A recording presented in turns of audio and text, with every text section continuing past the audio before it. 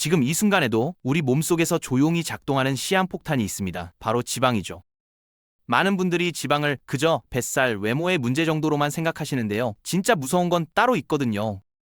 지방이 일정 수준을 넘어서는 순간 혈관을 갉아먹고 뇌의 신호체계를 망가뜨리며 온몸에 염증을 퍼뜨리기 시작합니다.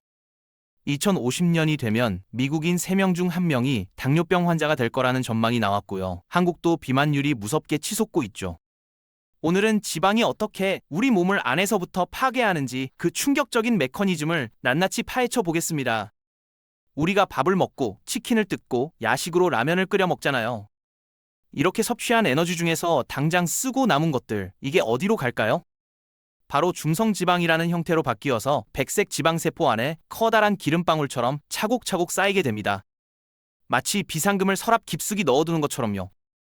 체중이 늘면 이 지방세포들이 풍선처럼 빵빵하게 부풀어 오르고 다이어트에 성공하면 다시 쪼그라드는 구조를 갖고 있죠.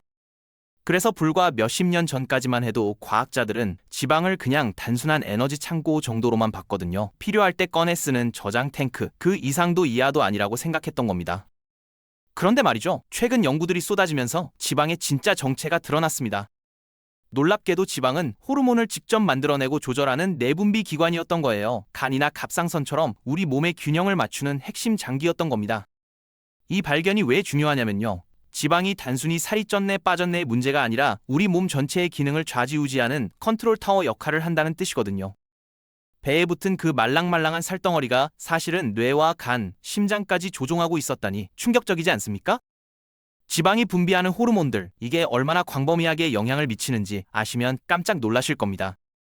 뇌, 간, 근육, 소화기관, 심지어 면역체계까지 전부 지방이 보내는 신호에 따라 움직이거든요. 적당한 양의 지방은 마치 오케스트라 지휘자처럼 우리 몸 전체가 조화롭게 돌아가도록 조율하는 역할을 합니다. 그래서 지방이 너무 적어도 큰일이 나요. 불임이 생길 수 있고요. 면역력이 뚝 떨어지면서 감기에도 쉽게 걸리죠. 만성 피로에 시달리고 우울증이 찾아오고 뼈가 약해지는 골다공증까지 올 수 있습니다. 무조건 지방을 없애야 한다고 생각하셨다면 이건 완전히 잘못된 접근이에요. 지방 자체가 악당이 아니라 과도한 지방이 문제인 거죠. 적정량의 지방은 오히려 건강하게 살아가는데 반드시 필요한 존재입니다. 이런 내분비 기능에 대한 이해가 생기면서 체중 관리를 바라보는 시선 자체가 완전히 달라졌어요. 단순히 몸무게 숫자를 줄이는 게 아니라 지방이라는 장기를 건강하게 유지하는 게 핵심이라는 거죠. 자, 여기서 중요한 게 나옵니다. 똑같은 지방이라도 다 같은 지방이 아니거든요. 성인의 백색 지방은 크게 두 종류로 나뉘는데요. 하나는 피부 바로 아래에 있는 피하지방이고 다른 하나는 장기 사이사이에 숨어있는 내장지방입니다. 피하지방은 손으로 잡히는 그 말랑말랑한 살이에요. 체온을 유지해주고 에너지를 저장하면서 외부 충격에서 몸을 보호하는 역할을 하죠.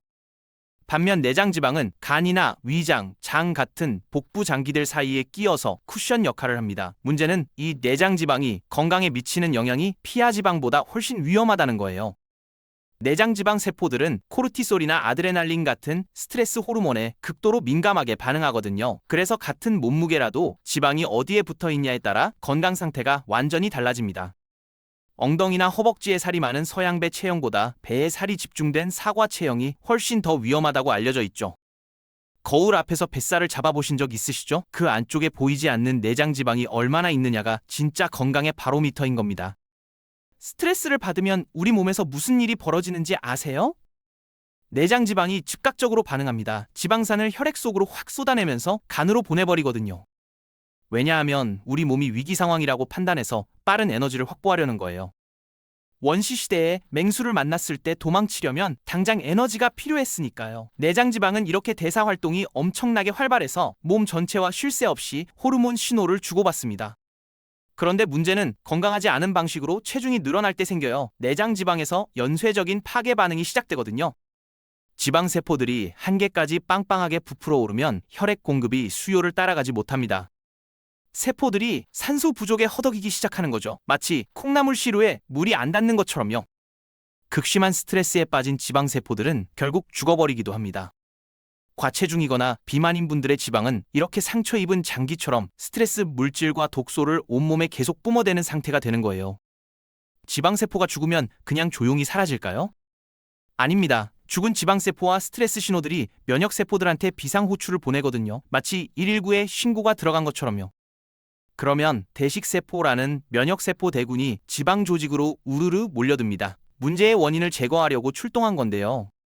안타깝게도 근본적인 해결이 안 돼요. 지방세포가 계속 죽어나가니까요. 제거에 실패한 대식세포들은 그 자리를 떠나지 못하고 계속 머물면서 추가 지원군을 부릅니다.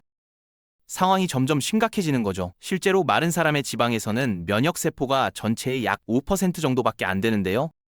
비만인 사람은 이 비율이 무려 40%까지 치솟습니다. 8배나 많아지는 거예요. 이렇게 활성화된 면역세포들이 염증을 일으키고 조직을 붓게 만들면서 또 다른 경보 신호를 방출하는 악순환에 빠지게 됩니다. 원래 염증이라는 건 감기에 걸렸을 때처럼 일시적으로 몸을 보호하는 착한 반응이거든요. 그런데 이게 만성화되면 상황이 완전히 뒤집어집니다.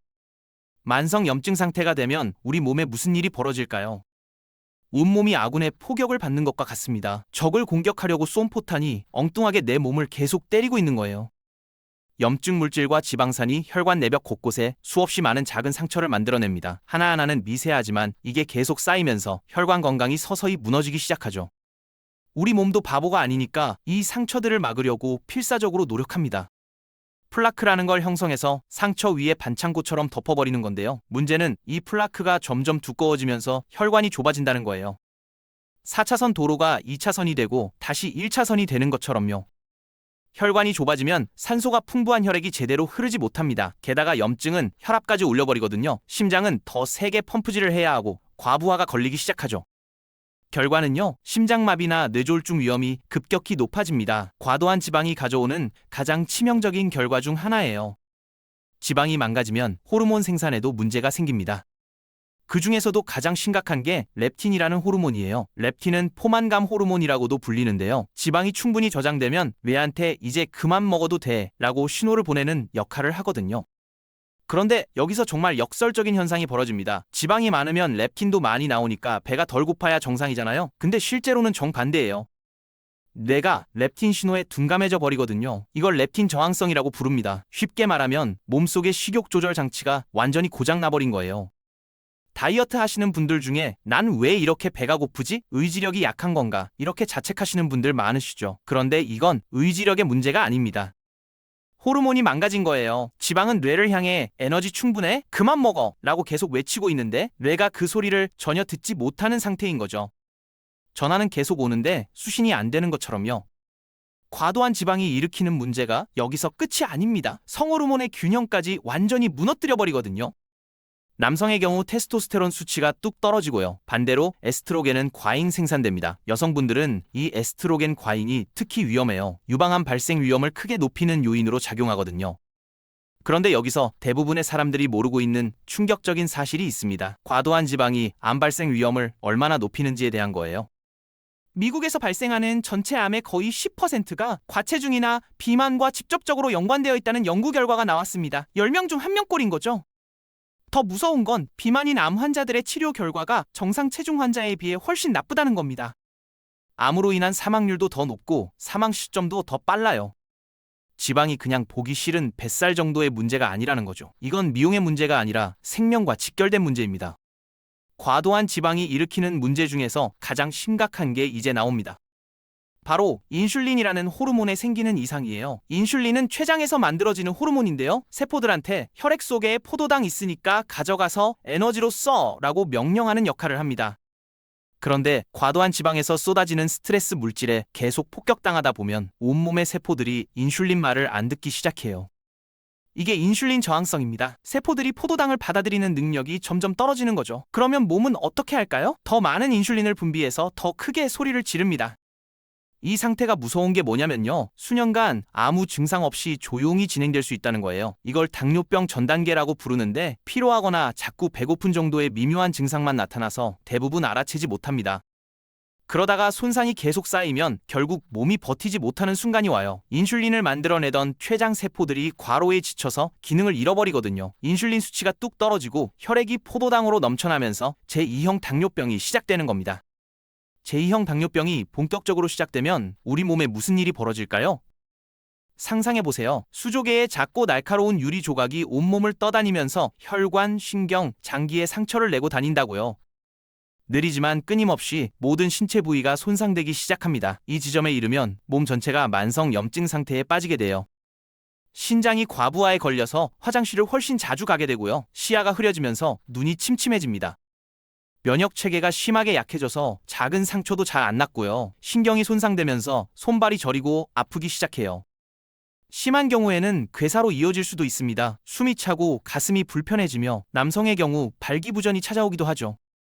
혈압은 계속 올라가고 심혈관계 문제가 악화됩니다. 거기다 기억력과 집중력에도 문제가 생기고 우울증까지 동반될 수 있어요.